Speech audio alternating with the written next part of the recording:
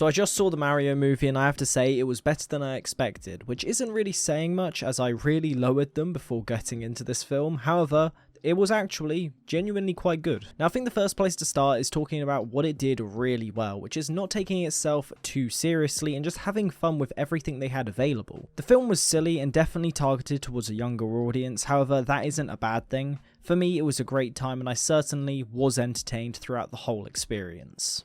Now for myself, I will say that I had to accept after the 40-minute mark that I just needed to drop finding the girl boss stuff annoying, and it really made me change how I was finding the overall film. Yes, I do think that it's forced in a little bit too much within many different films, and it is a little bit annoying at the beginning.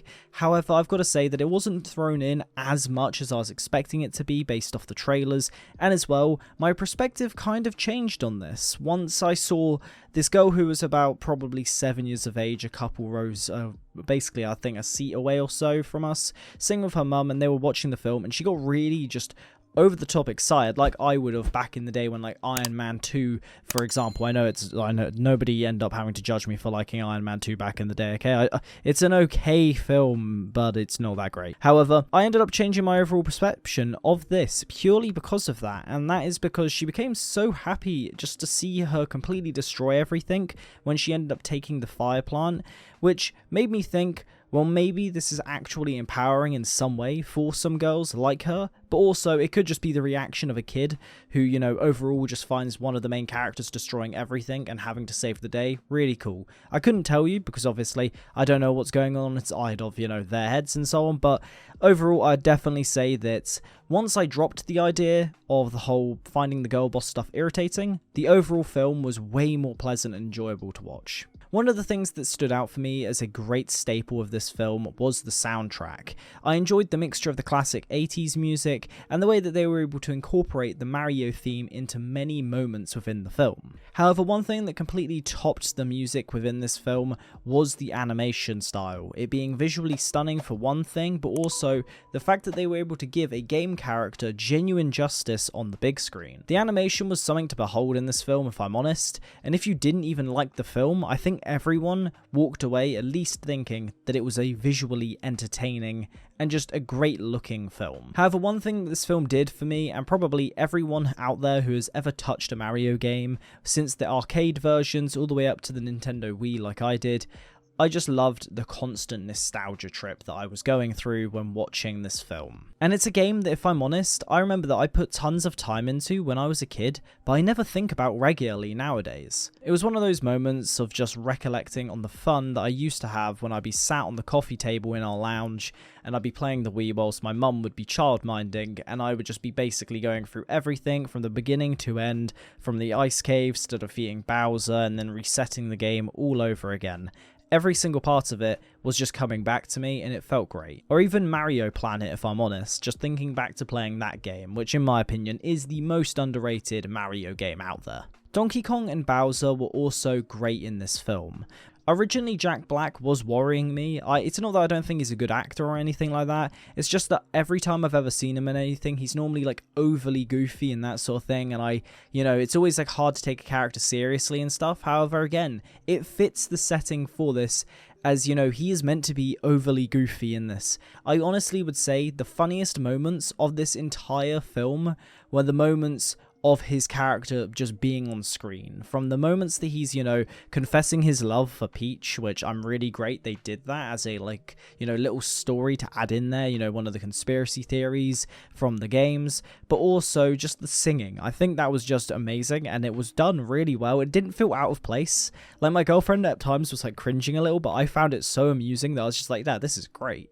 Donkey Kong, though, I do think was a great addition to this film. However, I do think that Seth Rogen playing him was just a bit odd, in my opinion. Like, I didn't mind his character, however, overall, it just felt weird. I don't know, it's because I'm imagining Seth Rogen and he's trying to act like a teenager. It just felt very odd to me. But overall, I would definitely say that it wasn't necessarily so out of place that I disliked his character. I think he did some great moments within the film and had overall just great animation as well. My only main criticism with this movie is similar to what I think a lot of people found weird originally, which is why Luigi was captured instead of Peach. Realistically, I think we all know why, and I think we would be lying to ourselves if I didn't acknowledge this right now, but the only reason why it happened is because they wanted to have an empowering female lead instead of her being the damsel in distress.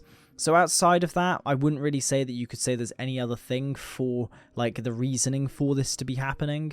Overall, though, I think you eventually kind of come round to the idea. It wasn't too bad. However, I wish Luigi had way more screen time than he did. I love the moments, though, where you had the Luigi's Mansion throwbacks and so on, and I really hope eventually he gets his own story where that can actually be explored properly. But this wouldn't be a video talking about the Mario movie if I didn't at least talk about the man himself, Mario. Personally, I actually think he was done brilliantly. I think Chris Pratt definitely did a better job than I think anyone was imagining, and I think everyone had fear for him doing the awful Italian accent that we got within the trailer, but I think they got away with it. I think they did a good job of, going down the route of how it isn't really their accent, they're just putting it on for the advert and everything, and it's just a part of their heritage that they're Italian, they're in New York and that sort of thing. I think all of it worked well. And I'm honestly very surprised. It's a very all-round solid film, and so far, for me anyway, this year has had the solid films that I could have ever wanted so far.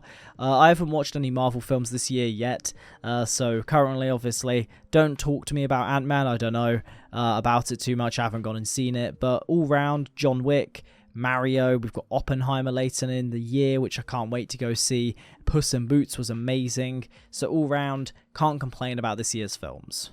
However, the one thing that this film really did for me, above all else, is make me super excited about the idea of eventually going to Japan to experience the Mario area in Nintendo World. Honestly, overall, I just can't wait to do that, but all round, this movie, at its core, is a silly movie that didn't take itself too seriously, and honestly, that completely made the entire experience so much better, and it honestly makes me so happy to see whatever comes next for this franchise. Hopefully, it doesn't go too far in one direction in terms of trying to push agendas. However, I am happy to see what they do next, considering that, in my opinion, this film was definitely a complete smash run. Anyway, hopefully you guys enjoyed this video. If you did, make sure to leave a like, do subscribe to the Exile Commentates channel, as this channel is everything you're going to hear about my opinions when it comes to TV and movies.